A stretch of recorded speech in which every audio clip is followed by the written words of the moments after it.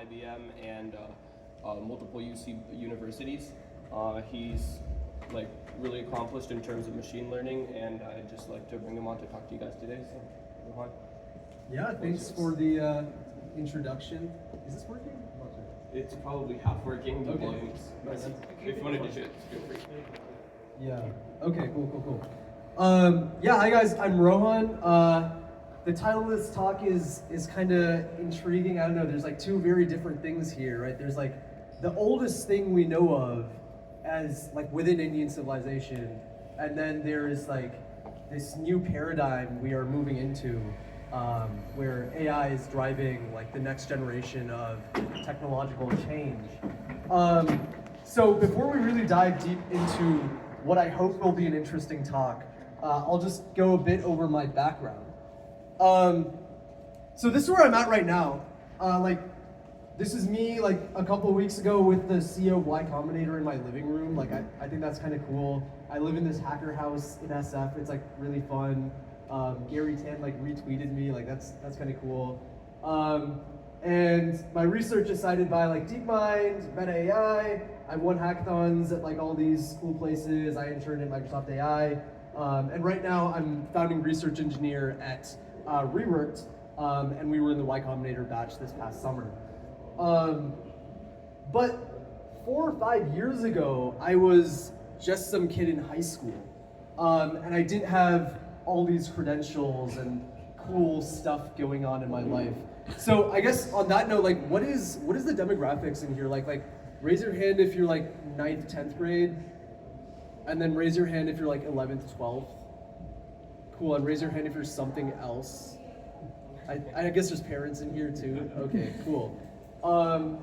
Nice. So I guess what really allowed me to go from this to like this in the span of a few years was a deep sense of meaning or purpose. So what I'm going to start this talk with today is like the question of where does meaning come from? Where does purpose or a sense of identity come from? Does anyone have thoughts on this? Where does meaning come from in your life? What are sources of meaning that you have? Thoughts?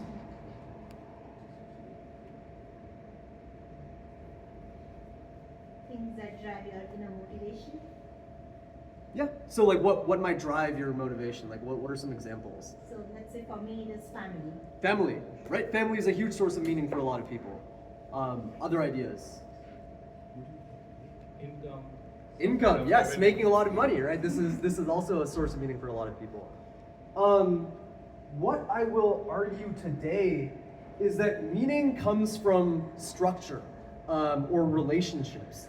So this is an example from like semantics or like the study of linguistic meaning in language. And when we ask something like, what is a mammal?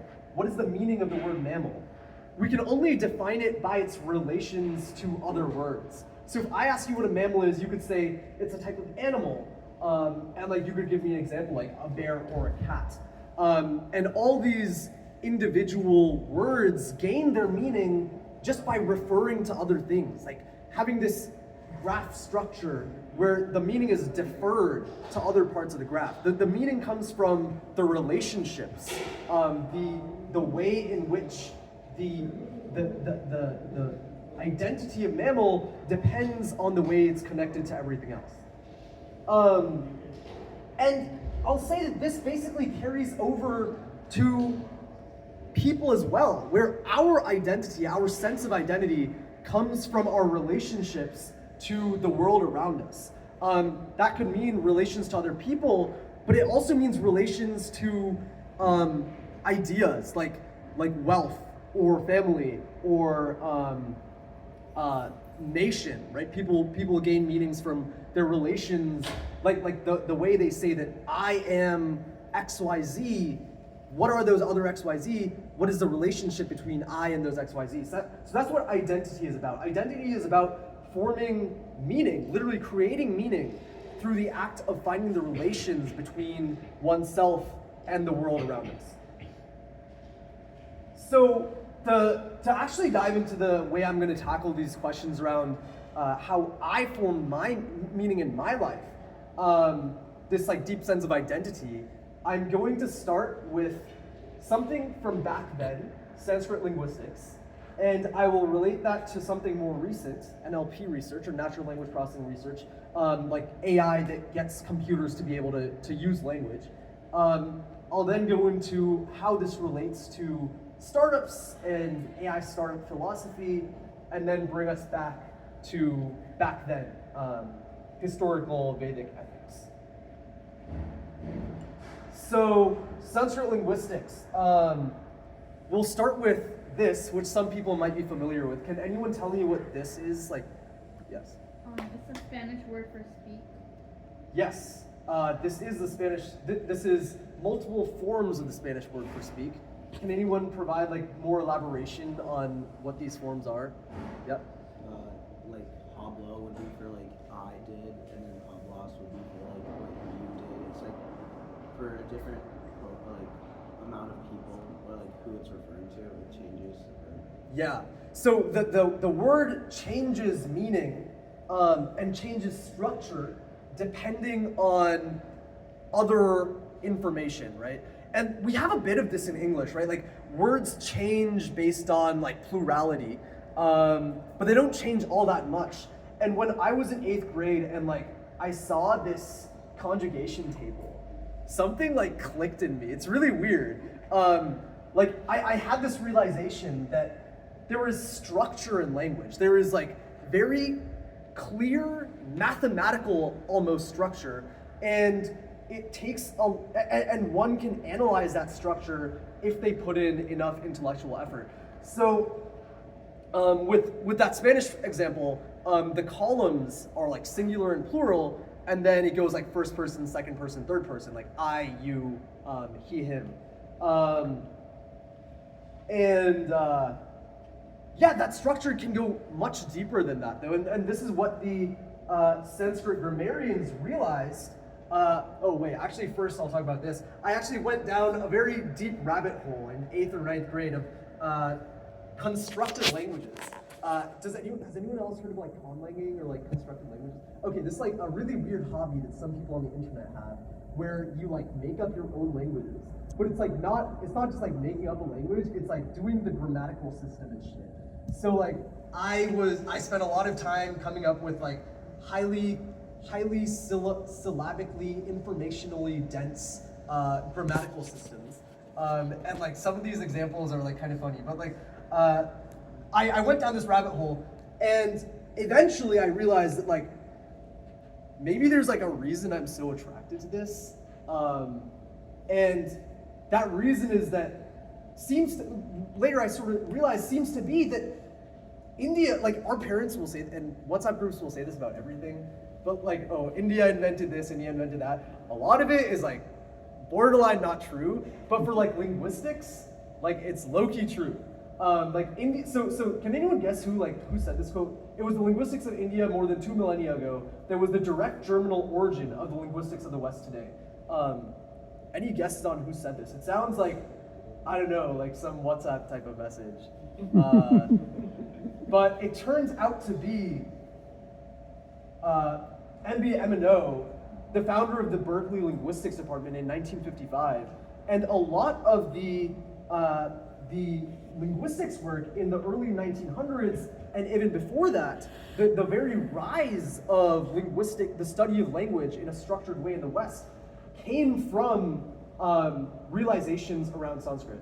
So in 1786, William Jones, he studied Sanskrit in what is now Bengal, and he then conjectured the Indo-European language family after realizing these correspondences between Sanskrit and Latin and Greek. And over the 1800s, the historical linguistics method is developed, Indo-European theory is formalized. Indo-European theory, by the way, is like a widely accepted theory of language, language origin that shows that like all the languages, most of the languages of Europe, Middle East, and North India are genetically related. They descend from a common ancestor spoken in Central Asia around 3000 BC. So this whole stuff is conjectured, right? And then Saussure and Bloomfield, they weren't studying Saussure did study historical linguistics, but also some other stuff around structural linguistics and meaning, they came to realizations around that based off of their study of Ashtadhyayi, who is this semanticist from the 500s AD. He has a very, we can talk about that later. And then Chomsky builds on Panini's work in 1965. Chomsky's work on language grammar. I don't know, do any of the parents here remember like CS, like Chomsky normal form in like their CS classes like back in the day? Okay, you guys are bad students, but like Chomsky basically created like grammatical structure, and that applies not only to natural language but also to programming languages. And Chomsky's work builds on Panini's Ashtadhyayi by turning it into like this recursive grammatical structure. So we're actually going to jump into, first, what's so cool about syntax? The general idea is that, like, so syntax is the study of like how, it's like basically a fancy word for grammar. Vocabulary on its own, right, it's finite. There's like a finite number of words in English. But when we have these syntactic rules, these grammatical rules, we can produce infinite meaningful sentences. And that's powerful because it allows us to take a finite set of words and rules and allow us to describe everything we see in the world around us. And that's a fundamentally human thing, right? Animals can have finite vocabularies, like whales and chimps and stuff, they have vocabularies. You can teach them vocabularies. What you can't teach them is syntax, the idea of structure and the way that you can generalize to new sentences and new ideas by combining words in structured ways. So Panini in 500 BC basically wrote down a set of 3,959 rules. And with those 3,959 rules, you can construct algorithms that generate the entirety of valid Sanskrit sentences. And that's kind of crazy, right? Like every single sentence, every single word in Sanskrit, you can derive just based on his algorithms that are presented. And they're presented in very algorithmic fashion. So we're actually going to study one real quick. Let's see what I'm doing like on time. Okay, I should be chill. Vowel sandhi. Does anyone know what sandhi is in Sanskrit, in the context of Sanskrit? Yes. It's combination of two words. Yes, exactly. So it literally means to put together. Like sang is like together, dhi is like from ta, which is like to put. So when you have like two words, they combine in new ways. So one type of vowel sandhi is that if you have, so like for example, if you want to say Draupadi Ashwam Ichhati, which means Draupadi wants a horse, you don't say Draupadi Ashwam, you say Draupadyashwam. There's like this, the E turns into a Y. And there's forms of sandhi in English too, where you say like, you don't say I got you, you say I gotcha, right? Like the TY becomes a cha. So that happens in English too. Or I'm going to becomes I'm gonna, right? You elide the G and the T at the end, they sort of combine. So this happens in Sanskrit too. Another example of the same vowel sandhi is madhu asti becomes madhvasti. So Panini basically comes up with a rule to describe this type of vowel sandhi. He says, samhitayam, in samhita, in the context of sandhi, this is just another word for sandhi. Iko yanachi. Iko yanachi. That is not Sanskrit. Like, that is not real Sanskrit. That's like a made up, that's like something Panini made up. Like, can anyone, like this does not mean any, like if you know Sanskrit and you go into this, you're like, what is he talking about? This is nonsense babble words. And what Panini is actually doing is constructing these variables that stand in for certain sets of sounds. He says, of ik, ika, of ik, there is yan. Just yan means there is yan. Achi, in ach. In ach, like achi, like the e at the end means in ach. What is ik, yan, and ach? Who knows? Panini tells us with this other set of rules called the Shiva Sutras, which are not some, okay, there's like a lot of lore around them in like Shaivite Puranas and whatnot. Like, okay, you can turn it into this like religious thing if you want. I think Hindu tradition likes to turn everything into religion, but it's literally just linguistics. It's a concise form, it's a concise structure which allows us to express sets of sounds. So ik means, so the way you construct sets of sounds with the Shiva Sutras is you start with one sound, and then you end at one of these ik letters, the red letters at the end. So for example, if I wanted to indicate all of these nasals, right? All of these, they're like nasal sounds. Nya, ma, nga, na, na, ma. Sorry. Nya, ma, na, sorry.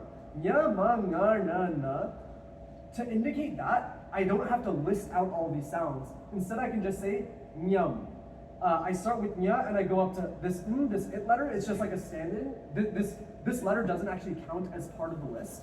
I just use it to say this is where my list ends.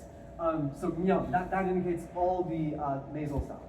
And what Panini does in that specific rule is he first says ik. He says iko, ika. So that's from I to ka. So can anyone tell me like what those sounds would be? Any guesses on what ik stands for? What is the set of sounds that stands for? You should just be able to calculate it based off of the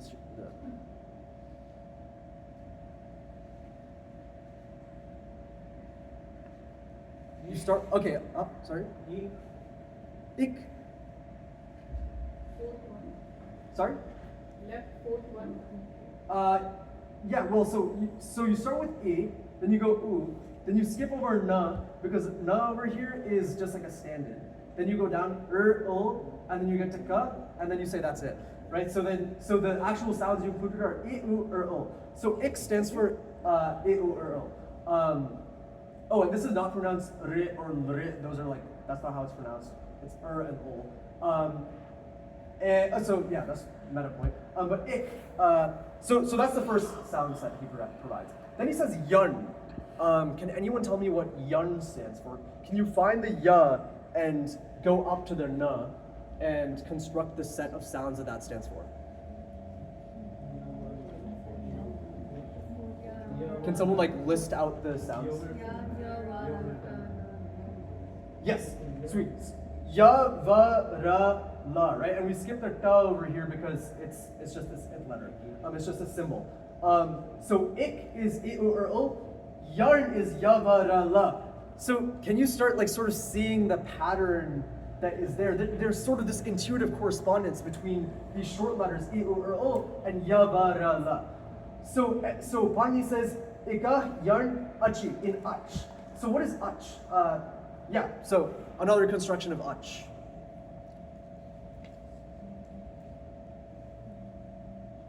You can raise hands.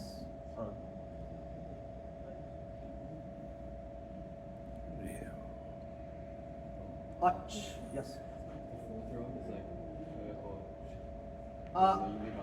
So that would be aich, right? You start from I and then you go to cha. That would be aich. What about ach?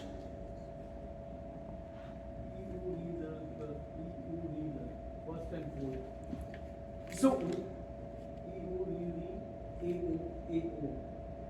yeah, okay, so right. So are you saying all these four rows? Yes, exactly, right? So you start from you go I, u, o.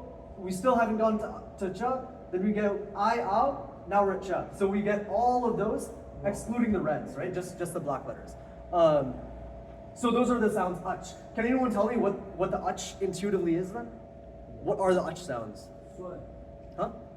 Swar. Yeah, vowels, swars. Yeah, exactly. So the ach sounds are just vowel sounds. So now let's actually put those back in, or actually, we can ignore this. These are like meta rules. Yeah, okay, we don't have time for this. These are just meta rules that tell you how to interpret the cases. Yes. So he uses the main Sewa invention to create his own language. Yes. Which is the river. Yes. So he was there and he used that to create a new language. Not to create a new language, to create these symbols that allow him to describe Sanskrit itself. So he's saying like, so now let's reinterpret this sutra. So basically based off these meta rules, which tell us how to interpret Panini's rules himself, he provides these rules in the first chapter, how to interpret his own sutras. We can use those interpretations to then rewrite this rule as an ik vowel, right? An ik vowel, or we can just say an ik letter, right? Which we said is I, U, or O, is replaced with yan, yavarala, when a vowel follows, when ach follows. That's how we reinterpret this rule. So intuitively we'd like to go itaya, utava, urtara, utala, but what's not to say that we could do itura and utaya and like what's not to say that, right? Panini provides us with yet another meta rule that says yatha sankhya manudesha samanam. So that basically means the substitute, they should follow the same order. So if I enumerate I, U, or O, and then I enumerate yavarala, there should be a one-to-one correspondence between them that follows their order, yatha sankhya. So that's basically what Panini says. He clears up any potential ambiguity here in his algorithm by specifying the way in which those correspondences should happen in the replacement. Does that make sense? Raise your hand if that makes sense. Okay, basically Panini has just provided us, the high level idea here is that Panini has provided us with a highly specific algorithm for describing a specific phonetic process in Sanskrit where Draupadi Ashwam becomes Draupadyashwam or Madhuvasti becomes Madhvasti. This is like one of his simplest algorithms. It's like the easiest to explain and probably one of the few that I actually deeply understand. There's a very cool site that has like, I can show it to you after, but it'll show you like literally the line by line algorithmic derivations of any Sanskrit word that you provide it. And like sometimes it invokes like 25 different sutras in order to create a specific word. So, I don't know, any people who've done like CS type of stuff, or like CS theory type of stuff, might be starting to see the correspondences here. This is, you can construct these computational formalisms that correspond to Paninian sutras. So you can construct like a finite state transducer that corresponds to a sutra that says like, when you have, it describes like one of these processes where deva api becomes devopi. That's another type of samhi.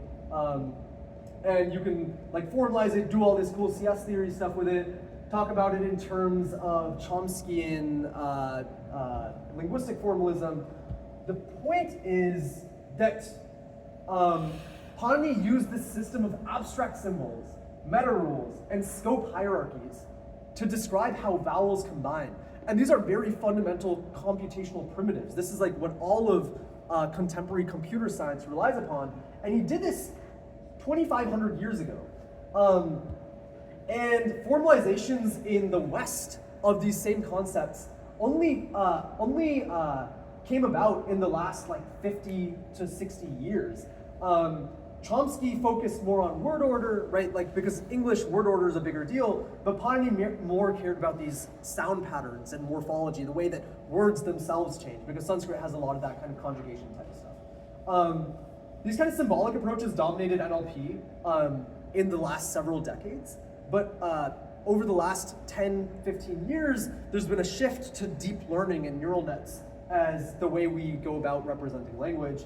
This is actually pulled from another talk of mine where the second half then goes into contemporary NLP and its analogs in Sanskrit linguistics, which there are, even though it's like much less kind of known, but like there's a link to the second half of that talk that I can provide people who are interested with. But this is just to give us some background on like Sanskrit linguistics and talk about the depth of the linguistic ability that Sanskrit grammarians had and the rigor of their computational formalisms millennia ago. And that gives me this sense of grounding when I go about pursuing NLP research. I am simply furthering the aims of my ancestors with GPUs and tons of computational hardware. That's the way I frame my NLP research. So we don't have to go super in depth in this. This is like just like this paper that I wrote last year. It was published at EACL, which is like Europe's premier NLP research conference. This was my first like solo author paper, and it's kind of crazy. Like, this paper started at like another NLP conference when I was like gooning around with my friends, like late night vibes, and I was like, what if like we did this? And I started this code base, and then like 3 months later, it turned into this like big like EACL paper. Sort of cool idea. I won't go into the depths of this, but like you can see that like my NLP research continues to draw on Sanskritic examples with like this, for example, the rabbit sleeps. This comes from like a traditional example in Sanskrit that's used to describe like it's a grammatical example that's often provided in Sanskrit grammars. But yeah, there's that. Here's some other stuff I do. So this is like a question. This is like questions around vision language representations, right? Like, what is the meaning of a word in the context of imagery? Traditionally, we've done these global alignment approaches where we use these deep learning models that correlate entire sentences with entire images, and then people tried more entity alignment stuff, right? Like, let's correlate the images with the words with the entities in the image themselves. But what our work found, or the work that we build on finds, is that in order to describe certain properties of language and certain multimodal language in the context of vision, you have to capture the relations themselves. So for example, the mug in grass versus grass in mug, as humans, this is very intuitive to us. But to machines, it's not. So like some of my work studies how like these relation alignment processes, and draws on traditional Sanskrit examples the second half of the talk originally does this a lot better, but the general idea is that the study of language in this grounded context in relation to imagery, there was prior work on this in Sanskrit philosophy in like the 600s, 700s AD, and I pull on a lot of that kind of intuition to inform my work now on vision language models and stuff like that. And vision language models are big, right? Like this is some other work, but vision language models are big, right? You might have heard of DALL-E 3 and GPT-4, right? These are models that are capable of understanding language in the context of imagery. And Sanskrit linguists were studying these same problems of how, when I say the white horse runs, what is the cognitive process, right? Like for conjuring up an image of a running white horse inside your head. And these problems are now like so relevant with like the deep learning research that people are doing, studying the way in which language and imagery affect each other. This is just a demo of like something cool I'm working on at work. So like at our startup, we do these like web interaction automations. So if you need to scrape like 1,000 different websites, traditionally you'd hire a team of a bunch of scrapers in like India or the Philippines. But like we can automate that with AI because the AI can now like see web pages and understand its structure and everything. So this is just a demo of like that whole process you saw, like that clicking through and everything. That was like a vision language model that was powering that. It was not a human clicking through. It was like literally like an LLM taking those actions to navigate through those pages based on some instructions that we provided it.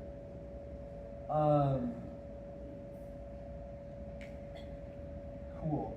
All right, I guess we can pause here for questions or thoughts, if there are any. Like questions on linguistics or NLP research, or thoughts more broadly. Yeah. So when you tell the mug in grass or the grass in mug, the only way you are teaching the machine is through the imaginary graphs, through the images. Yes. Yes. So in one, the image is clear because the direction changes, and then the machine understands whether it is image in the mug. Sort of, right? So we imply, that's what that other thing you saw was, like the way we actually indicate the directions of relations is like doing this like linear algebra stuff.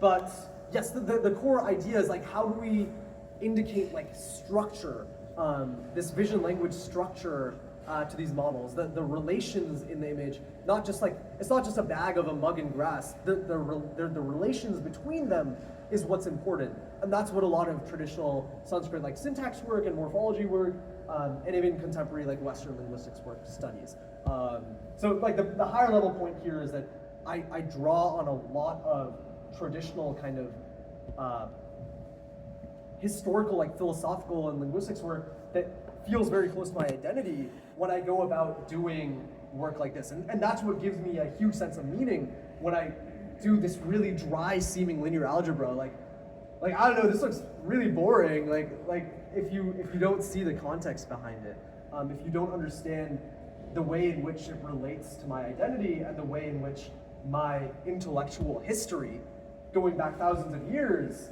it informs what I'm doing today. So, Rohan, just going back to like how you mentioned that's what is very inspiring to me, that you mentioned how one day you started looking at our ancient language, and you started finding connections on how the modern day computer languages and programming are using the similar rules and principles. So my question to you is like, how did it help you, find your interest? Like, were you always interested in computer sciences or AI, or it is something like my goal is to help students find that connection and something that can really click, like this really clicked you, and then it made you more curious about how things work, and then you got into it. That's what helped you find the meaning. Definitely. So I think it's sort of flipped, right? So you're saying that the interest drove the meaning. There is sort of a back and forth process there, but I'd say that the curiosity drove like a search for meaning. And then once I created that identity, that sense of meaning, that's what actually drove me to be able to pursue these kind of research directions at like a very deep, grind-setty kind of level. It wasn't. Meaning sort of comes first, and the pursuit and creation of that identity that provides you with a sense of meaning is what I would say is the most important thing you can start doing now. And we'll come back to this later on, but the general idea is that like you want to explore things that seem high level interesting to you, and once you find something that is like maybe somewhat interesting, you need to find ways that it provides you with meaning and ways to construct an identity that allow you to pursue that further. Like interest doesn't just come out of the blue. Like you're not just gonna like wander around and be like, oh, like space, like okay, space is one of the cooler ones. Like you can be interested in it just because it's space or whatever. But like linear algebra, right? Like you don't just wander around math and you're like, oh shit, linear algebra, that's super cool. I'm gonna like devote my life to this. It's like, oh, linear algebra, like okay, I guess that's like kind of cool. I'm like, oh wait, what? Like this is like related to like who I am for the last 3,000 years. That's where like meaning comes from, and that's what allows you to like unlock this drive that then goes and makes you obsessed with this stuff to like no end for like 6 years. Yes. But do you want to add how prioritizing or deprioritizing your homework, and you're not going to school and not pursuing what your activities should be that parents decide, not doing all that, rather freeing up your time to just do whatever you want and not pushing you in any direction, how it helped you? Yeah, so yeah, this is my dad. Yeah, so high school, I mean, yeah, we can roll back like to like this slide, right? Like high school me was like, I almost failed AP, AP Gov, like senior year. I almost failed AP Gov. I was low-key like not gonna graduate, almost. My AP Gov teacher like congratulated me on graduation. He was like, oh yeah, if you miss one more homework assignment, like you were not gonna graduate. Yeah. I was not in a good place in high school. was trying to reconcile the stuff that high school was throwing at me with what I was really interested in. I was building constructed languages at like 3 a.m. And I was like reading philosophy papers. And I was like, why do I have to do this stupid math assignment? And it turns out like a few years later, I was like, wait, math is actually really cool. All my teachers in high school were just like really stupid. Yeah, like, I don't know, like if I did it over, I probably wouldn't have, like I say now that I wouldn't have like neglected like all that other stuff in high school, but like maybe I still would have. I think you have to, honestly, I'm not gonna go into like the logistics of prioritization and everything, like that's not what this talk is about. But like it's just something to keep in mind that like, yeah, high school me was like not anywhere near this. So yeah, that is yeah, that's the point there. Any other question? Like we're halfway through the talk right now, or maybe like 60% of the way. But yes. So how much do you use this Panini language when you do the coding? Not on like a daily basis. It's more about constructing the sense of meaning. So not on an intellectual level, right? It's not like I'm coding and then I'm like, oh, Panini Sutra like 4.17, like no. Like there are some people who I imagine like they can carry over the general structures. They're like, oh, like Panini used like an FST of this structure. Actually, I've been thinking about like constructing a curriculum, a computer science curriculum that starts from like Sanskritic bases. It like a computer science curriculum that assumes you've been raised in like a Gurukul, like not like one of the modern like an actual Gurukul where they like force you to memorize like the entirety of the Veda and like memorize the entirety of Panini, and like you show up to like my computer science camp at age 10 with all of this memorized, and like I teach you computer science on those bases. I've been like thinking about doing that, but like also I don't have any of that, like I have like 2% of that stuff in my head. But it's possible. The point being that the people who can, like there are people who have Panini memorized, and they're very smart people, and they recognize algorithms in very interesting ways. I've only heard this through like secondhand accounts. Like I know this like Bengali guy who knows this other guy, and like he lived with this other guy, and he had the entirety of Panini memorized, and he was just like crazy. Like something was just like wild about him. Yeah, but so like if you gave that guy like a CS task, I'm sure like he'd have some interesting like strategies for it. But like for me, it's not more so on that intellectual level. It's more so at this underlying like meaning level, where when I'm like grinding away on like some kind of NLP or computational linguistics, or even just like general coding thing, like and like I'm feeling like, oh shit, like it's like 4 a.m. like this is a grind. It's like, nah, bro, like we've been doing this for like 3,000 years. It's chill. Like that's like the general vibe with which like in which Panini like influences me now. It's not like a algorithmic thing. Yeah. So when you were like in middle school or early high school years, 9th or 10th, were you already interested into like computer science? Like what helped you determine that okay, this is the area that I want to explore or become professional? So I thought I was going to do biology. So like everyone told me like constructed languages and linguistics are like useless. I thought I was going to go into biology until like mid-11th grade. I started going to hackathons, and then I won a bunch of those hackathons, and then I was like, wait, this is like kind of fun. And then I was like, okay, maybe I'll go into CS. But like that's like an aside. CS, like I think CS only really became like the theory parts of CS, right? Like this. This stuff only became interesting once I was able to understand the way it's connected to me and my identity. But I was like, okay, sure, I guess like I grew up in Saratoga and like CS is everything everyone does here. Like and like hackathons are fun, like I guess I'll do that. But like I only really was able to enjoy and thrive in it once I'd constructed this identity that gave me that sense of meaning. So then, like a further question, like for so many people, right?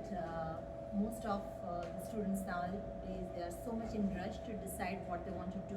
Like they feel that they have to know when they are in 7th grade, 8th grade, 9th grade at least, what they want to be. Like yours is a very inspiring example that you are saying that it was only around in 11th grade that you finally thought that maybe this could be an interesting field. So can you share a little bit around, like what kind of things you explored, what activities you did, like what kind of extracurriculars you engaged in, which really helped you get into the field. Also the college admission, right, which is the huge portion of it that most high school students are very worried about. Yeah, I mean, like, this isn't a logistics talk, so, like, I won't go into, like, all those details, but, like, yeah, go, like, if you're interested in this stuff, like, go to hackathons, like, we can talk later. Like, get into research. I think research is probably the #1, like, underrated, like, thing that, or at least when I was in high school, like, no one really did research. Now I know kids in high school, like, publishing in Europe and stuff, which is, like, kind of wild. But, like, getting into research, like, might be another interesting thing. But, like, the point here isn't, like, oh, go do all these extracurriculars. The point here is, like, you will only be able to find, like, true interest and meaning and, like the drive that allows you to do this if you construct that identity, like, construct that narrative that allows you to pursue this. So, like, we can talk logistics later, like, after the talk or whatever, but I do want to get to the second half of this. Okay, so, yeah, all right, any final, like, questions that are, like, super related to, like, linguistics, like burning questions about NLP or something? Okay, cool. So I sort of lied, like, it's not, the second half, like, this part is not about AI startups, it's about a specific ideology that has emerged amongst AI startups amongst AI startup people in the last, like, year, basically. Is anyone on Twitter? Who here is on Twitter? Oh, wow, that's impressively low, okay. All right, this is the CEO of Y Combinator. This is the CEO of A16Z. Who's heard of Y Combinator? Oh, wow, okay. Y Combinator is, like, the accelerator that created, like, Reddit, Stripe, Cruise, Instacart, Coinbase, like it is the #1, like, startup accelerator in the world by a long shot. They're responsible for creating, like, most of the unicorns that, like the big startups that you know. This is Mark Andreessen, like, CEO of A16Z. Like, they're, like, one of the biggest, like, seed stage investors, like, the biggest, like the S+ tier seed invest or, like, VC firm in the Bay. And yeah, that's Mark Andreessen. Chris Prucha, co-founder of Notion. Does anyone use Notion, like the note-taking app? Okay, yeah, more hands for that, I guess. Cool. So yeah, he's co-founder of Notion, then there's me. And what all of us sort of share is this, like, E/ACC. Like, what is that? Has anyone heard of this? No. Okay, good. This is what I thought. That one is okay to keep your heads up. EAC. What is EAC? Effective accelerationism. This is an ideology. It's a philosophy that has entered the minds of a very significant portion of, like, the top tiers of, like, Silicon Valley, like, all the VCs and startup bros and, like, founders and researchers are on this, like, EAC trend, this ideology, this philosophy. Does this, like, look familiar to anyone? Has anyone, like, taken, like, a startup kind of course? Like, what is this, like, curvy thing? Yeah, huh? Hockey stick. What? Hockey stick. Yeah, hockey stick, right? Hockey stick growth, right? This idea that, like, growth is, like, very slow, and then it hockey sticks up. And the idea of effective accelerationism, or, like, the symbology here is that, like, we are at, like, this point in the curve probably, and we are about to see, like, the explosion of intelligence and technology and civilizational development. But there's an entire philosophy behind this. Here is, like, a schematic, a diagram, and I will lay out the narrative, the metaphysics, the way in which EAC views the world. So you have the sun, and on Earth, like 4 billion years ago, you have these, like, proto-life chemicals, these, like, chemicals, like, floating around. Who here's taken, like, AP Bio, or Bio, I guess. you have like these chemicals floating around, and the sun provides like a low entropy source of energy to these chemicals. And what Jeremy England's work at MIT shows is that these chemicals, when exposed to a source of free energy, will restructure themselves to dissipate that energy in a high entropy form. So that's called dissipative adaptation. And that form that these chemicals take is life. Life is a entropy engine, which converts energy from the sun into high entropy heat. Now on top of life, we have this new level of emergence, right? Darwinian evolution, where species that proliferate better, species that can reproduce better, proliferate, right? So now it's not about the chemicals that are better at producing entropy. Now it's about the organisms that are better at proliferating. So you have this new kind of emergent selection function. And on top of life, it turns out that this evolution function selects for intelligence, right? Humans, we are the most successful species that life has ever seen. And on top of intelligence, the Darwinian evolution process selects for intelligence. And on top of intelligence, now we have these socialization processes. We have like meetups and gatherings like these, and we put our collective intelligences together and do cool things. We call that culture, right? Socialization produces culture. We have cultural intelligences. I don't have to go create Panini's system. Panini can create that 2,500 years ago, and then I can use it to do cool stuff today. That's cultural intelligence. It emerges from the socialization process of intelligences. And what Richard Dawkins shows in the last chapter of The Selfish Gene is that on top of culture, you have new selection mechanisms. You have this thing called mimetic selection. Who here has made a meme? Or who here has seen a meme? Okay, who here has made a meme? Okay. Well, a meme started out not as like an internet meme. Dawkins coined the term meme to refer to cultural ideas, the atom out of which a culture is built. So like, for example, Christ is our savior. That is a meme. Another meme is Iko Yanachi. Another meme, like the Panini Sutra. Another meme is language itself. Language is a meme. Memes are cultural replicators. They're ideas that here's a little analogy. An organism is to its habitat or environmental niche as a meme is to the human mind.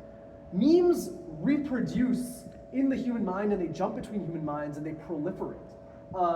And you have this mimetic selection process that selects for memes that are better at proliferating than other memes. And some memes are better at proliferating than others, right? So like the meme for you should kill your family does not proliferate very well, because any civilization that takes on that meme will like cease to exist after one generation.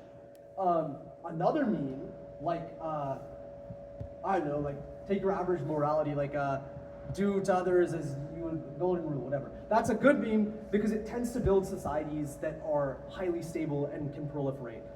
And what we now believe is that mimetic selection has selected for capitalism as the most successful form of culture. It is a meme that just dominates everything. It doesn't care about your cultural background. It doesn't care about like all this. It preys on this very specific human desire for power or wealth, and it takes advantage of that to produce value for society. And capitalism has now conquered the entire world pretty much. Almost everyone is involved in this global capitalistic intelligence that selects for something. What does capitalism select for? What does capitalism select for? Capitalism is a selection process, the economic selection process. But what does it select for? Any guesses? Like what is the thing that capitalism is seeking? I guess I have it on the slide, but like what is capitalism seeking?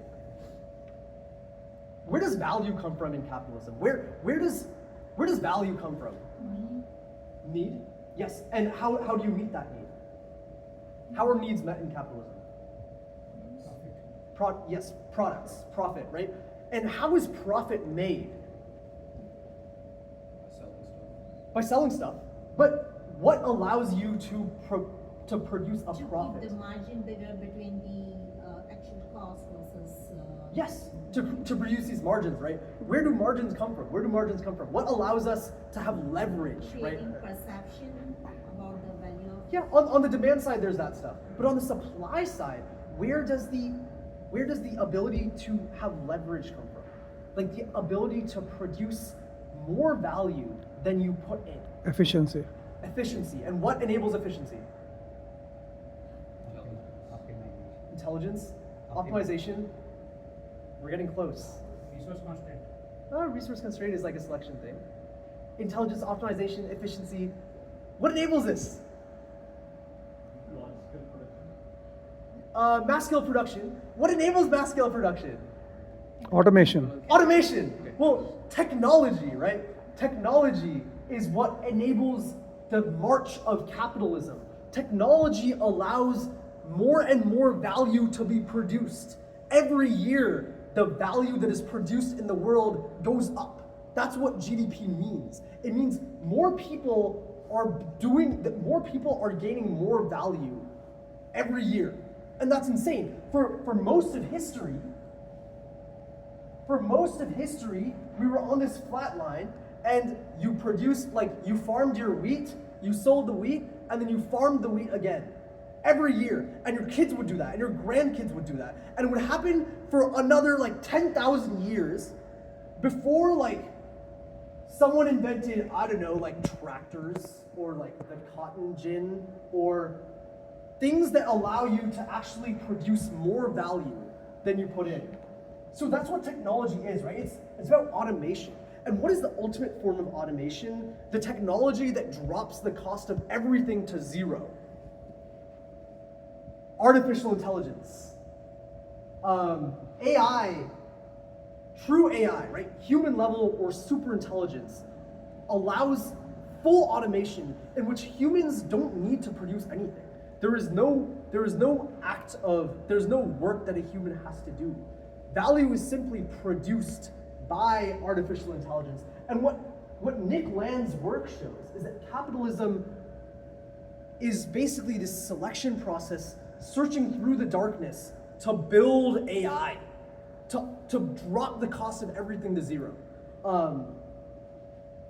So in a way, AI is like the culmination of this like universal story, this story of entropy dissipation, of the universe seeking for entropy to be maximized over time, the second law of thermodynamics. That happens simply through this selection process that begins and is constantly powered by the sun providing this free energy to produce life and continue all these selection processes. Does that make sense? This is like, yeah, does that make sense? Well, quick question, any questions on this real quick? Yes? So is the point basically, like, since the sun is giving us free energy, the point is to make everything return to being free? The point is that what is the fundamental will of the universe? The will of the universe is to maximize entropy. And these are all processes that the universe prefers because they accelerate the production of entropy, right? So like life produces more entropy when, like chemicals produce more entropy when they're structured as life. Intelligence proliferates life when, intelligence then like it's recursive, right? Intelligence then enables the proliferation of life. Culture enables the proliferation of intelligence. Capitalism enables the proliferation of culture, and artificial intelligence enables the proliferation of capitalism itself. This is basically just like an emergent selection mechanism that is carrying out the universe's thermodynamic will to maximize entropy. So are you suggesting the AI would be the extreme form of thing post which nothing is needed, ideally? Yes. Well, like humans no longer need to provide any economic inputs, right? AI just builds everything. And this isn't AI, this isn't like ChatGPT in your phone. This is like AI in like, I don't know, like 20, I guess that's like surprisingly low numbers for you. Like 20 years is like long numbers in like the tech bro startup like timelines nowadays. Like 20 years from now, like maybe 30 years, right? It's like AI is like running all the factories, and like we have all these robots, and it'll like go and like automatically, like this isn't like that far. This is like what people at OpenAI believe. Okay, like I've talked to them. Like this is what a lot of people at OpenAI believe. But I realize now that I'm giving this presentation to like a crowd outside this group for the first time. I'm like, wait, this does sound kind of crazy. But like this is like sort of what is believed in these circles. So when I say AI, I mean yes, like not ChatGPT in your pocket. I mean AI running the entirety of the economy. AI producing everything that humans want and need. Okay. We don't need to go through these slides. These are like by Beth Bezos, not Jeff Bezos. These are by Beth Bezos, who is like this Twitter anonymous account who, well, he's not anonymous anymore. He came out and he was doxxed yesterday, 2 days ago. We now know him to be a quantum physicist who was previously at Google X doing quantum machine learning research. So those are your credentials if that helps you believe in all the mumbo jumbo that I just dropped on you. So these are just some slides from him, right? So thermodynamics governs the mesoscales, right? Life is an energy-seeking fire. It seeks out free energy and it consumes it for its sustenance and replication. And it produces more heat than inanimate matter, which is why the universe prefers it. How are we here? Thermodynamics drives the Homo techno-capital machine. Thermodynamic adaptation drives evolution in biology, just as we talked about, right? Like life selects for heat dissipation. And then it also drives techno-capital evolution, both at an emergent level, as well as if you talk about it in thermoeconomic terms, where you replace capital flow with like free energy flow, and basically all the concepts that we talked about at like a low level, like chemistry, like thermodynamics point of view, they map over onto onto economics. And then the general idea that Beth Bezos says we should like, the objective that we should strive for is simply extrapolating this out, right? It's simply free energy consumption as the golden civilizational reward metric.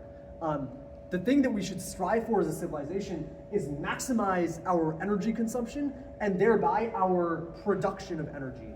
And the traditional way you go about doing this is like building Dyson spheres, which are like ways to surround an entire star with like solar energy extractors and like consume the entirety of energy of like an entire galaxy or like the universe eventually. That is like the long-term kind of EAC playbook, the goal that we strive towards. And the way we do that is by accelerating capitalism and accelerating technology and accelerating artificial intelligence. Because if you decelerate, we will all die. If we do not build AI, if we do not accelerate and leave this planet, in like a few 100,000 years, maybe a million years, something is gonna go wrong. An asteroid is gonna hit, or like, I don't know, like you have like COVID 105, and like it wipes out the entirety of humanity. The only way you progress the universe's will is by expanding across the universe. That is the EAC view. The universe wills us to create AGI. The thermodynamic selection mechanism that produced life and intelligence and culture is the same selection mechanism that wants us to build AGI. Artificial general intelligence, that's what it says. Okay. Questions there before we take another turn back? Yes? So within EAC, what's the purpose of extinction? What is the purpose of extinction? What do you mean by that? Like, so if the idea is basically to consume all energy in the universe until like Yes. the universe doesn't exist. Not that the universe doesn't exist, but we have maximized entropy. The universe's will is to maximize entropy, right? To the second law of thermodynamics, to proceed towards a maximal entropy state over time, and life simply seeks to accelerate that process. So if the production of life helps to accelerate the process, then why kill it off? What do you mean kill it off? Like, why do we have extinction events? Because that would decrease the amount of excuse me. That would decrease the amount of life we have in the universe, right? So that would decrease entropy. You're saying that extinction events. Oh, so you're saying, okay. So your interpretation of what I'm saying is that the universe will like help us along our way to like maximize the universe's will. That's not what I'm saying, right? Like I'm not saying that there's like some like benevolent God out there who will like protect us and like, oh no, extinction event, like let's save all the humans. Like, no, that's not what's happening.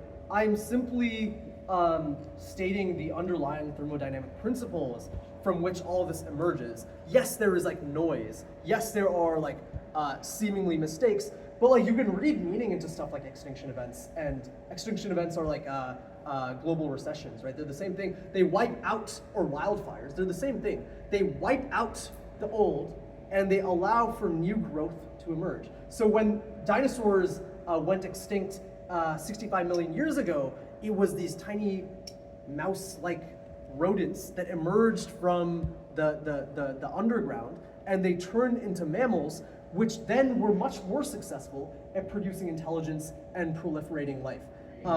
Similarly, in the here's an example for like, all right, so who remembers like Solyndra? Solyndra, like the solar panel, like the cylindrical solar panels. Yeah, and then so the government like funded them. They collapsed, and then Tesla came along and they like bought their factory, right?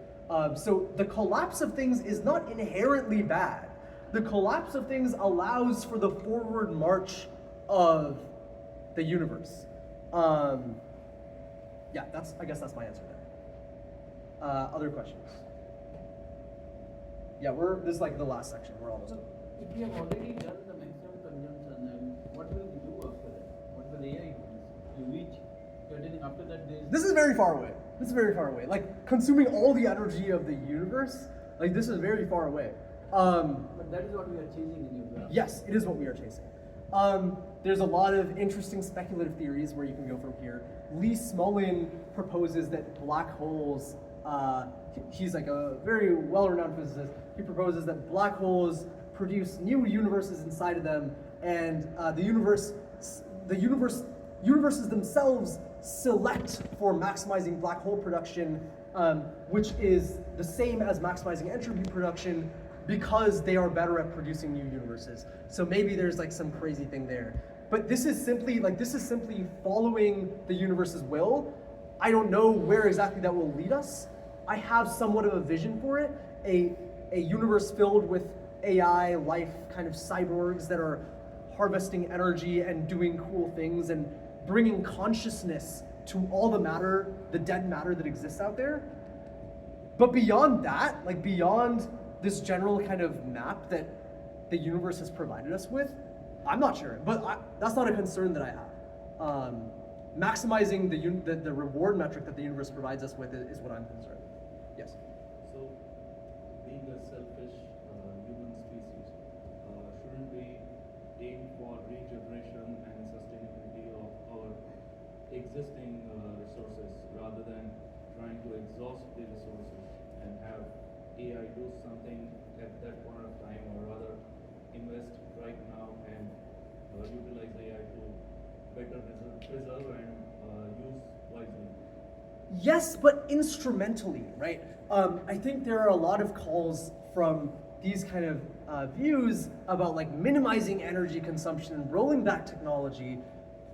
It is good to preserve the Earth as an instrument, as the lifting pad for life and AI's colonization of the universe. It is good to preserve Earth as an instrument for that, as a means to get to that. But I don't think we should romanticize the Earth and be like, oh no, we need to like destroy all of industrial capitalism and like revert to like monkey in order to like save the Earth from collapsing. And that's a view that most of these people, if you take them logically consistently and take their views to their end, that's what you end up with. And you end up with people like the Unabomber and like Ted Kaczynski, like who basically are like these anarcho-primitivists who go back to like, yeah, we have to end civilization in order to prevent the Earth from like dying or whatever. So that's the point there, like deceleration is death. There is no way you can escape that. Like you just have to accelerate. Or maybe use AI to harvest newer forms of energy from Totally. non-Earth resources. Yeah, I mean, definitely, I think there's something to be said about like, we could like if it seems to be the case that we will like run out of energy before we're able to like build AGI, then like, oh shit, maybe we need to like recalculate stuff. But that doesn't seem to be the case right now. So it's not like a major concern for EACs. But nevertheless, like EACs, like EAC in general is very interested in stuff like fusion energy and solar energy and like better energy harvesting. But it doesn't come from this place of fear of like, oh no, like we're all gonna die, like climate change is gonna kill us all. It comes from like, we need to like keep the earth healthy so that we can like colonize the universe. So like, yeah, let's just like take care of that. That is the EAC view. Okay, cool. Let's get through this last quarter of this or like less than a quarter of the presentation. Now I will argue the truly insane schizo thing, which is that EAC was already sort of present in the Vedic ideology over 3,000 years ago. So let's get into this. First, something you need to know about the Veda. Vedic poets use these like cryptic sort of analogies or metaphors to explain metaphysics, to explain their view of the world. They made analogies between, so for one example is like, soma is this ritual drink, and it's like dark in color, and in the soma pressing process in the yajna, it flows down towards the white milk. And the Vedic poets, the rishis, they talk about the soma by like analogizing it to the dark bulls, the bull in rut running towards the white cows to mate. And there's like some very interesting like implicit kind of metaphysics there with like the bull, like the energy of the bull is what soma provides you with. Not to mention, of course, like the visual metaphor there that exists, like when the dark soma runs towards the light milk.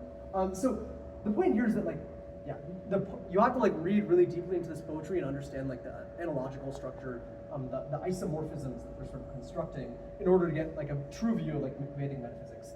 So what I'm going to lay out over these next few slides is like a few examples in which Vedic metaphysics aligns with EAC metaphysics, like that emergent worldview I just presented.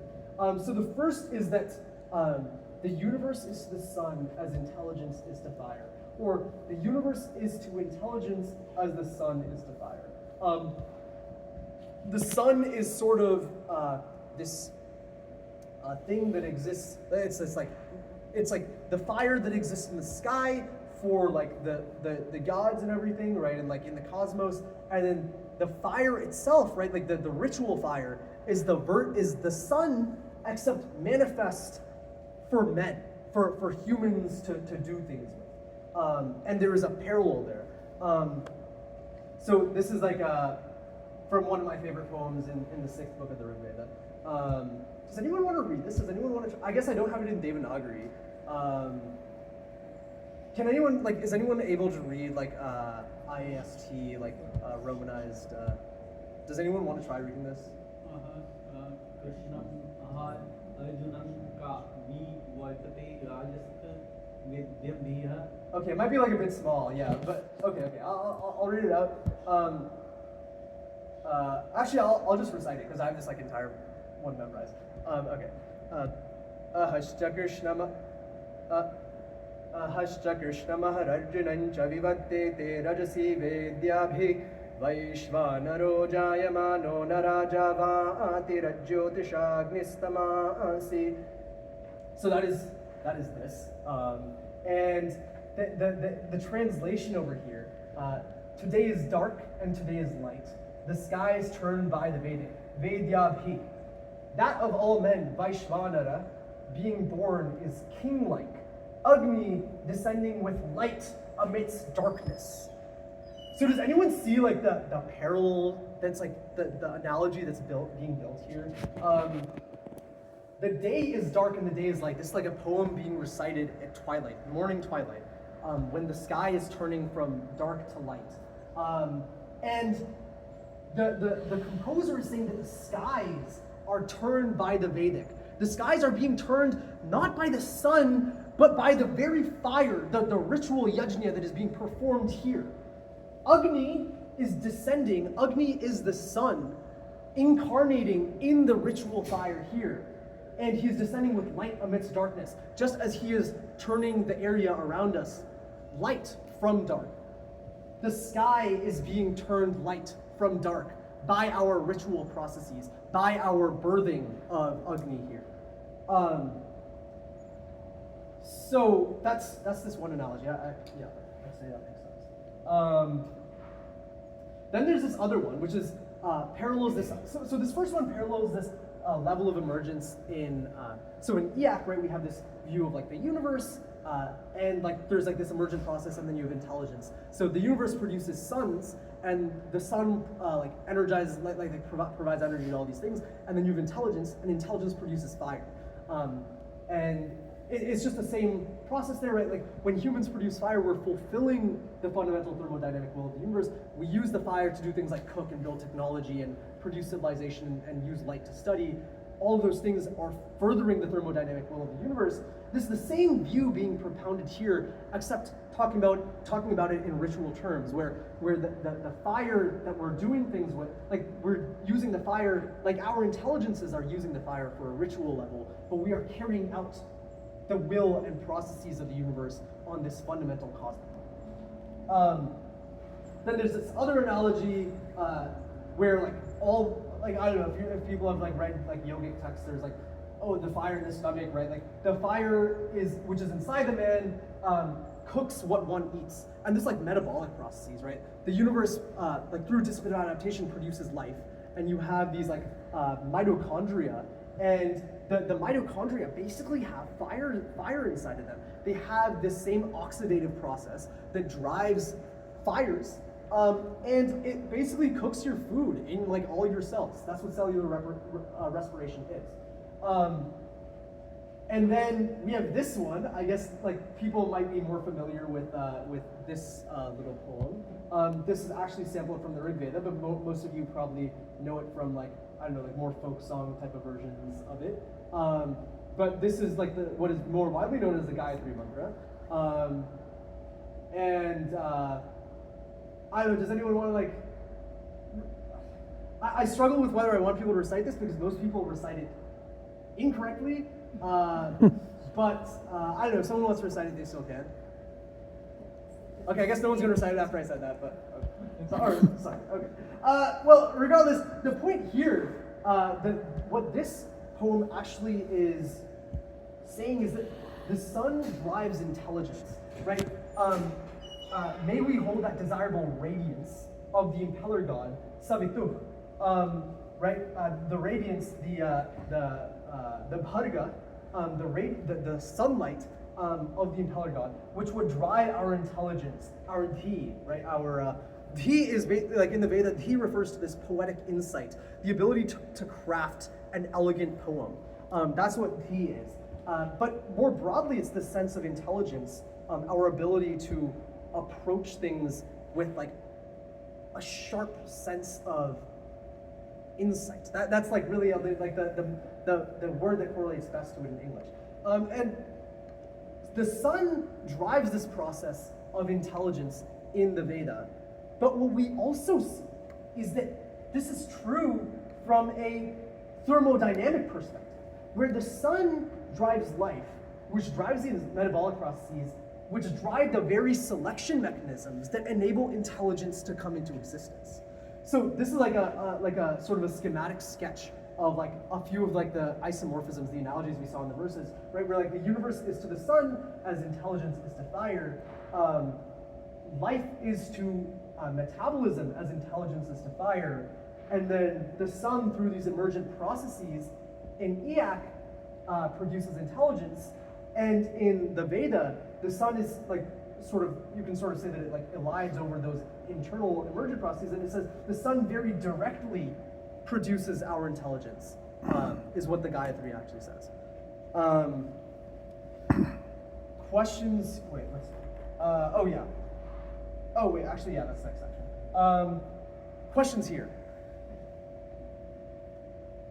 Thoughts? Okay. All right, so that's like metaphysics, right? And on top of metaphysics, we now have these like ethical systems that are built. Now that we know how the world actually is structured, we can derive from that what we should actually do with our life, or how we should structure our culture, or the general way in which we should like approach problems or questions in the world. And the Veda, so there's like another sense in which not only the metaphysics are aligned, but the vibes of the Veda are aligned with Iyak in a sense. So the Veda glorifies this sense of strength and conquest, but not strength in and of itself, but strength and conquest through technology. So this is a very beautiful poem from the end of the 6th mandala, where it basically, it's a praise of military technologies, where it praises first the armor of this warrior, and then it praises the bow. And the general idea here is that in the Veda, there isn't this blind kind of glorification of raw like ape-like strength. There's this glorification of technology as a means to conquest, and there's this process where after the successful, there is this, after the king successfully wins a battle, he goes and gives that money back to the intellectuals that enabled his conquest. So here's like a glorification of wealth. This is like a very blatant glorification of wealth. In the Veda, there's no sense of like this later Hindu kind of emergence of, oh, like wealth is bad, we should renounce this, we should go all into these caves and like meditate. The Veda does not have that. The Veda glorifies horses and chests and clothes and golden orbs and chariots and cows. Wealth is something to aspire towards by means of strength and technology. And in Iyak, that doesn't mean going and like killing your enemies, like it doesn't mean killing your competitors. Literally, it means killing them with technology by building a product that is so good that it wipes out all competition. But it is still the sense of strength that is motivated by the aspiration towards wealth. So there's this general alignment and vibe there, and then there's also this alignment in this idea of newness, where now, for the last several centuries or millennia, Hindu culture has sort of become cemented. We've sort of accepted the mantras that are handed down to us as what they are, and that there's no room for new innovation. But the Veda itself glorifies this idea of newness. And the ultimate desire was that at every yajna, there would be a new poem that would be produced, would be composed and recited for the men and gods who had gathered. So this is just one example where I translate this as a new thought, but like matih over here can be translated as like a new poem even, or a new hymn. So there was this glorification of newness. And while yes, there was this sense of tradition was seen as something to rise above, something to take as a grounds and build upon. It wasn't this sense of deceleration and decay. It was a sense in which we start here and we go up the acceleration ladder. So I think that sort of concludes this proof that I've presented. I don't know, like, are you guys convinced? Like in my view, the Veda and Iyak agree that we must use our intelligence to fulfill the universe's will. The Veda sees this on like a ritual and cultural level. Iyak sees this on a capital and technological level, but they are fundamentally the same, just from different points in history. Are you guys convinced? Who is like, okay, like convinced, like not convinced, like eh?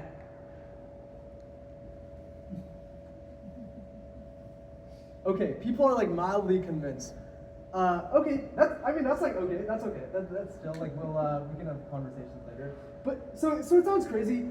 This is all to go back to like this idea of identity and narrative, right? Like maybe this is just some like tall tale that I've told you. I don't know. I believe it. There's like a lot of scriptural and scientific evidence that I've provided for it.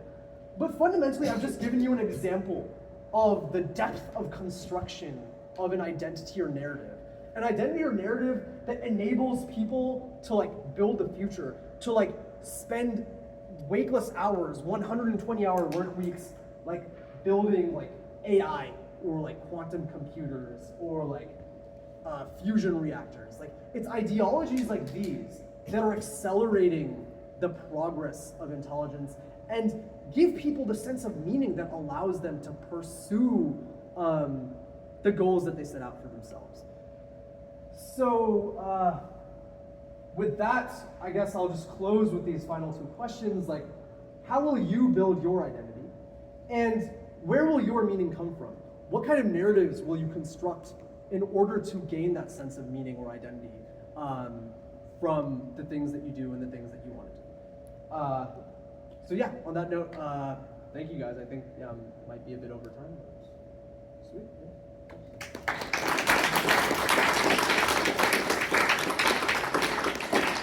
I don't know, do we have time for questions or what do you want to do? So I have one.